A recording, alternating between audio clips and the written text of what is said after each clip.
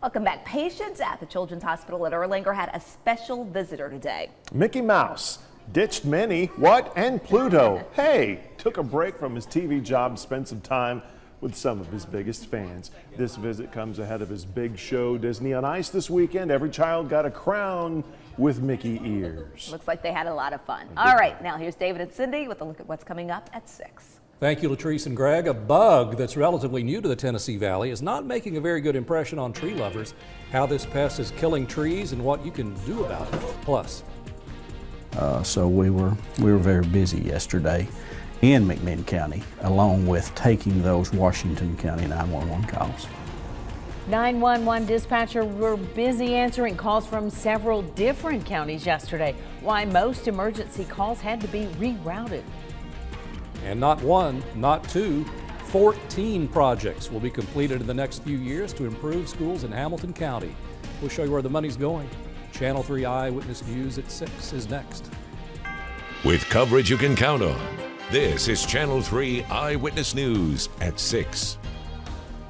Good afternoon, I'm Cindy Sexton. And I'm David Carroll. Here's what's happening. We're learning why 911 calls were rerouted in 26 counties across Tennessee yesterday. State officials say a software update by a location database company caused a number of 911 calls to be rerouted for about 5 hours. Channel 3's Natalie Potts tells us which counties were affected in our area. Well, the counties highlighted behind me were affected. Bledsoe, Bradley, Hamilton, Marion, McMinn, and Sequatchie County were all affected by the software glitch. Some 911 calls were delayed, but eventually rerouted back to the correct dispatch center, while other emergency calls were lost completely. Hamilton County 911 dispatchers take about 2,000 calls a day.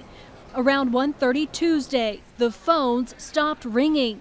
Officials determined all of Hamilton County's calls were being rerouted to Sevier and Jefferson counties 140 miles away.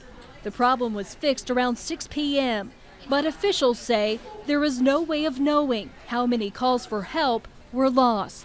It was the opposite problem in McMinn County. Those calls kept coming in one right after another till 5:40. Dispatchers there took 80 additional calls from Washington County, some 160 miles away. Severe weather rolling through the area further complicated the problem. Yesterday was a very busy day.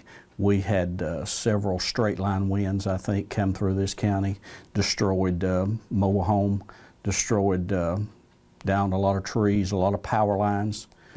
So we were very busy yesterday. In Bradley County, officials know of at least one emergency call from Morgan County that could not be responded to because the caller's information was scrambled. We couldn't speak to anyone, and there was no information on the screen except where the county that it came from. Director Joe Wilson tells us at least one Bradley County call was sent to the wrong county. He wasn't notified about the lost call until this morning. They notified the state 911 board and didn't contact us, so we just now found out about it, but it was one that went to another county. We'll try to do some follow-up on that and see what the incident was. As of right now, local officials say they haven't heard of anything major being missed, but each rerouted call is being investigated. The glitch was corrected around 6 o'clock last night when the database management company rolled back its new update. Live in the studio, Natalie Potts, Channel 3 Eyewitness News. Thank you, Natalie. Officials with the Tennessee Emergency Communications Board say they are currently developing a statewide database as part of its next generation 911 project that will replace third-party database services in the future.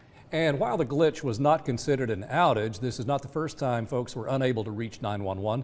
Our NBC affiliate in Nashville says this is the third time this year that thousands have been unable to call 911. In June, customers were unable to call the number for nearly 6 hours. In March, folks throughout the country couldn't get through. And last year, 7,000 AT&T customers were out of luck if they needed help when a fiber line was accidentally cut. Stay up to date on this story by downloading our app, free for Androids and iPhones. Chattanooga police say a woman tried to kill her ex-boyfriend by running over him. Officers responded to West 12th Street on reports of a pedestrian struck.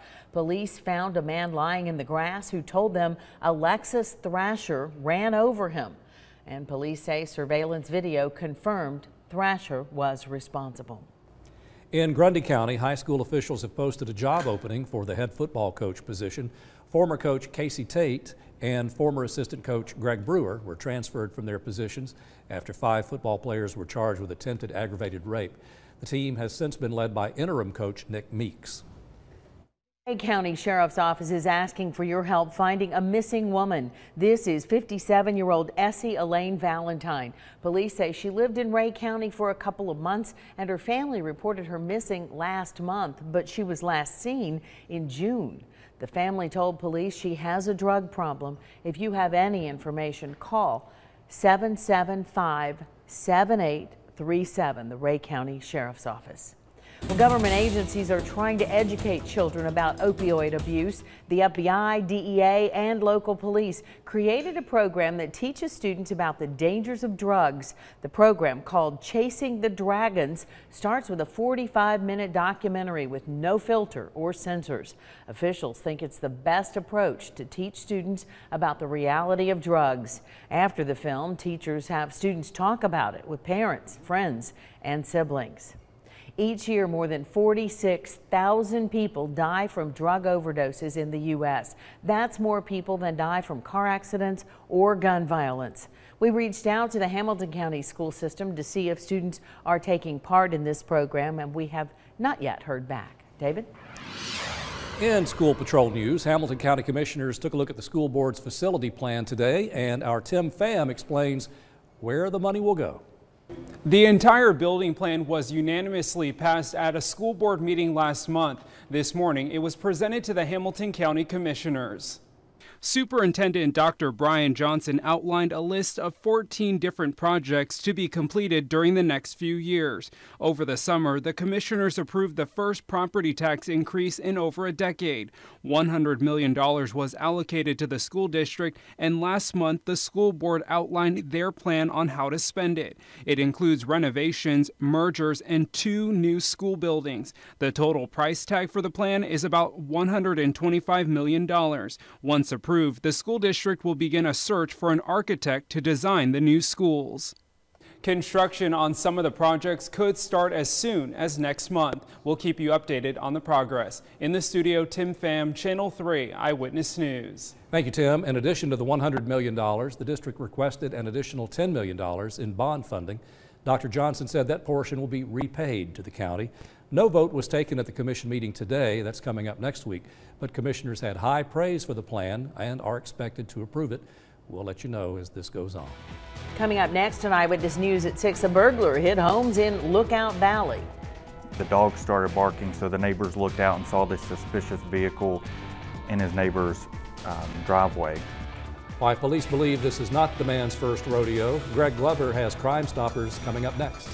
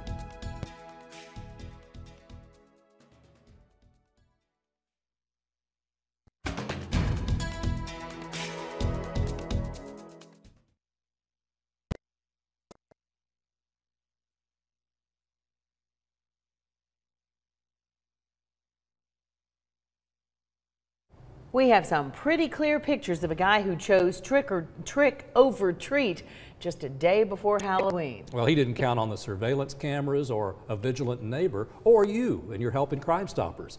Here's Greg Glover. You can't just put on a superhero shirt, then go do bad things. Well, I guess you can, but you shouldn't. Those comic book stars are fictional, but they're the good guys, unlike the man Victor Miller is about to introduce you to. Help find him and earn yourself some reward cash. We always ask if you see something, say something. This neighbor did exactly what we asked, and so we're hoping that the public will come with the information so we can put this person behind bars. See if you'd pass the good neighbor test. It was the morning before Halloween. These pictures show what was going on next door in Lookout Valley. The dog started barking, so the neighbors looked out and saw this suspicious vehicle in his neighbor's driveway. That triggered a call to the police and to the victim.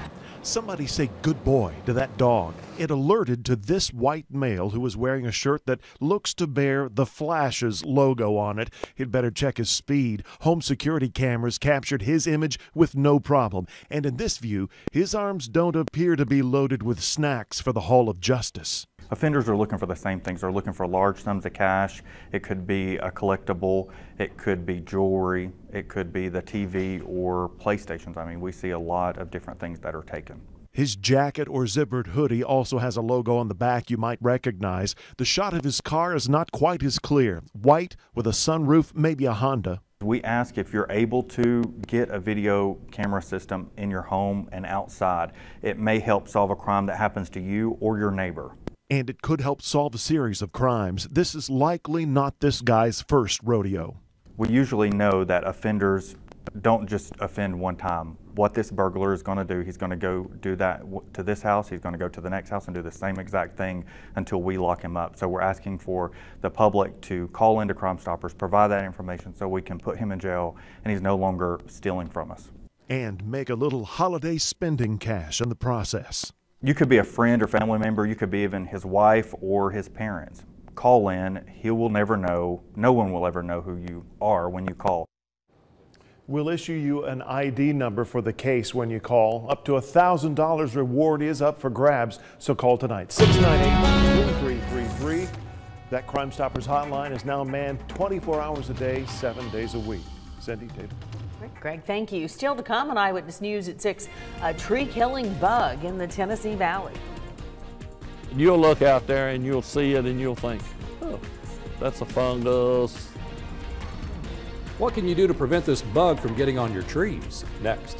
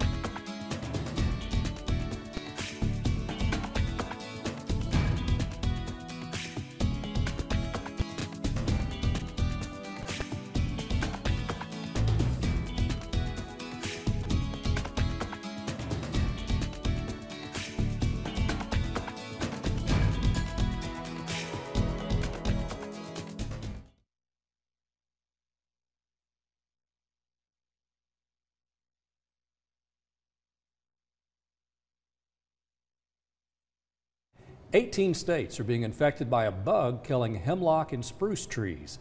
In 2010, this tiny pest was discovered right here in the Tennessee Valley. Meteorologist Brittany Beggs explains what the bug is and whether it should be a concern for us with our trees brought inside the home during this upcoming holiday season.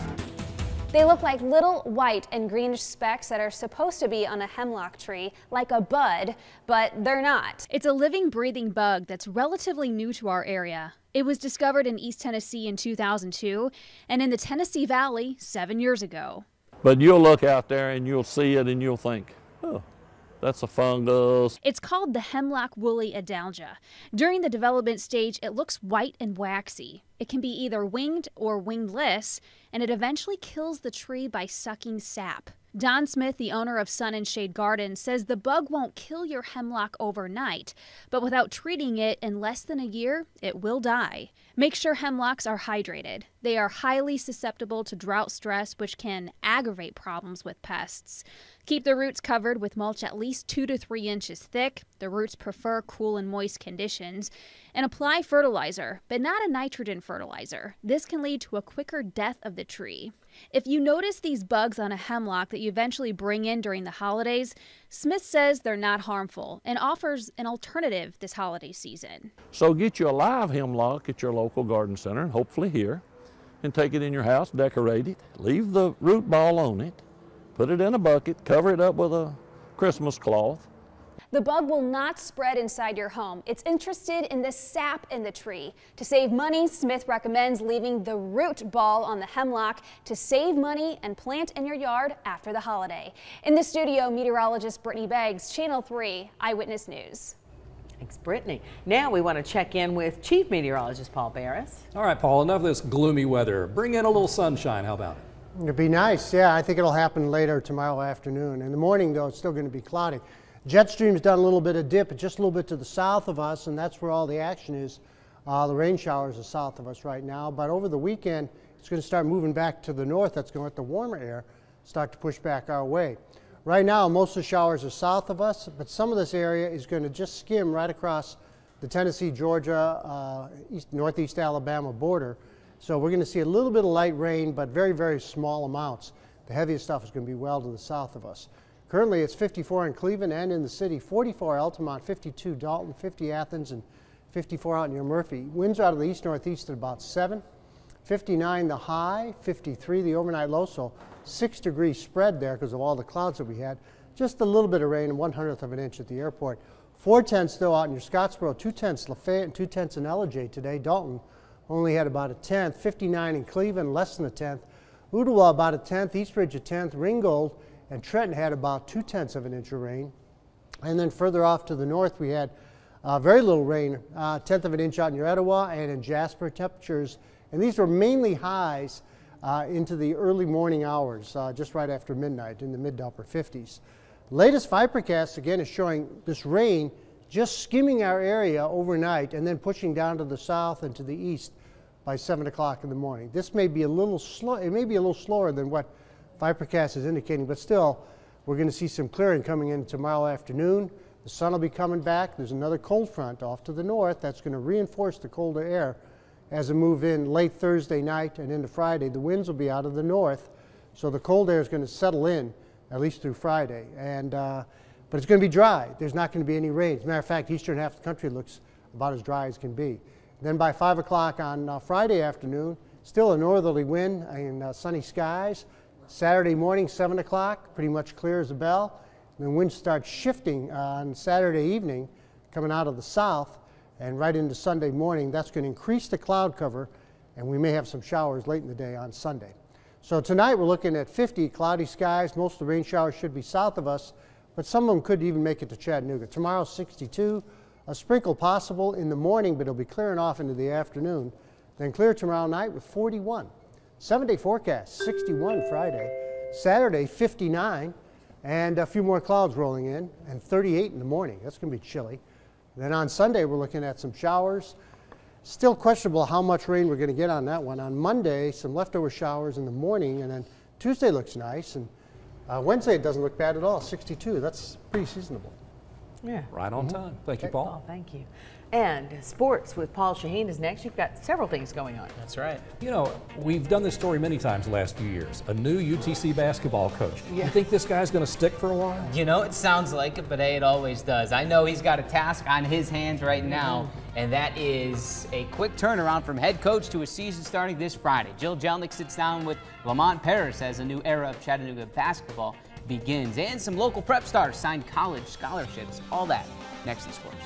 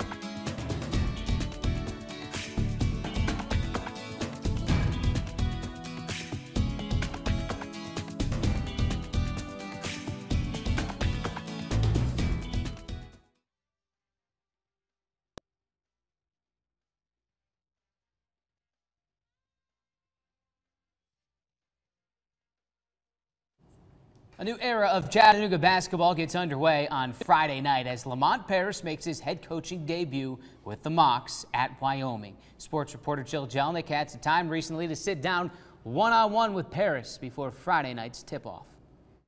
Welcome into McKenzie Arena, everybody. I'm Jill Jelnick, and joining me now is the new head coach of the Chattanooga Mocs, Lamont Paris. Coach, thank you so much for joining us. No problem, Jill. Pleasure to be here. 8 months now you've been in Chattanooga. What is your first impression of the scenic city? First of all, I can't believe it's been that long. It's literally unbelievable that it's been 8 months. But the city's been great. It's been great to me. The people are unbelievably nice.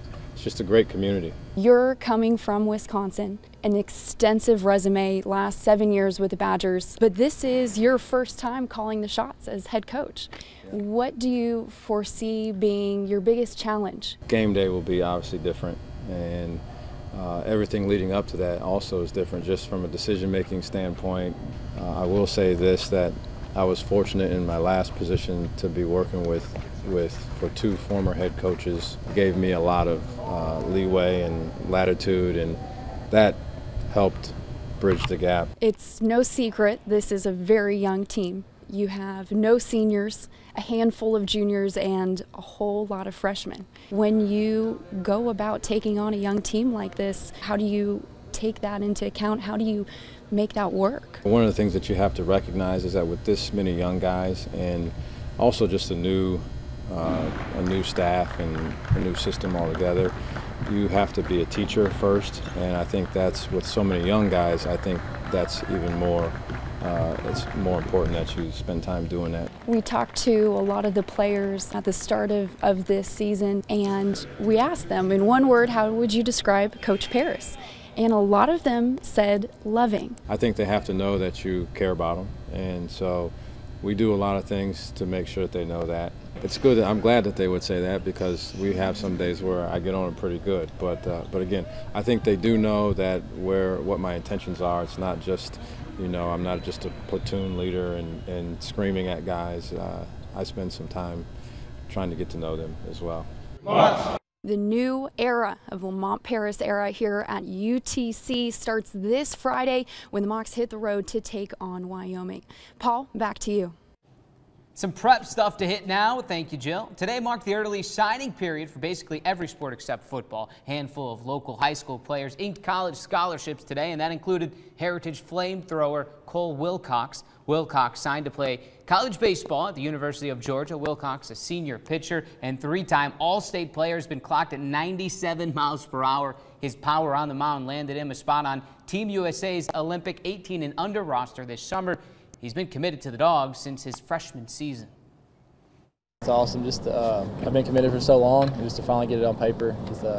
It's been good, and just to know that I'm going to a great school with a great program, it's just awesome.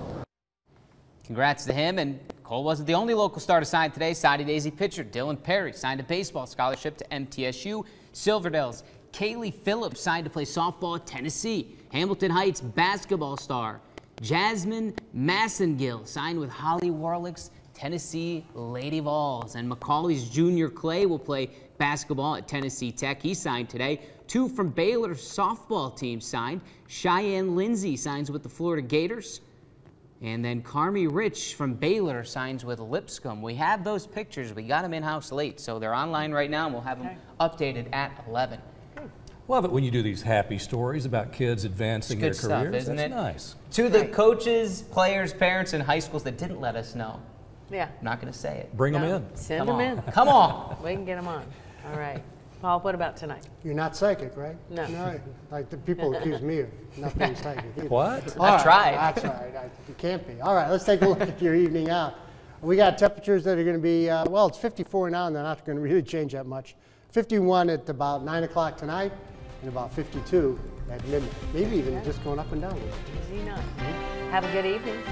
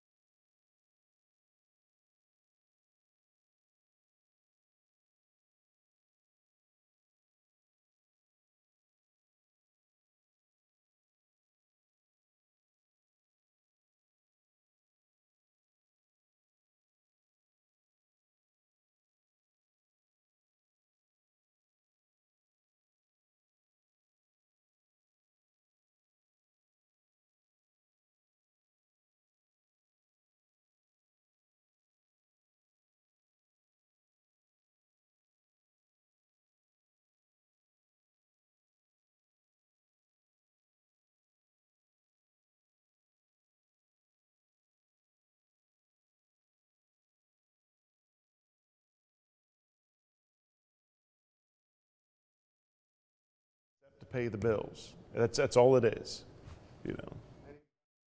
If you don't mind going to, you take the money from that place. That's right. We can pay the bills, have a life that you're pleased with. Well, that's why so many people. I mean,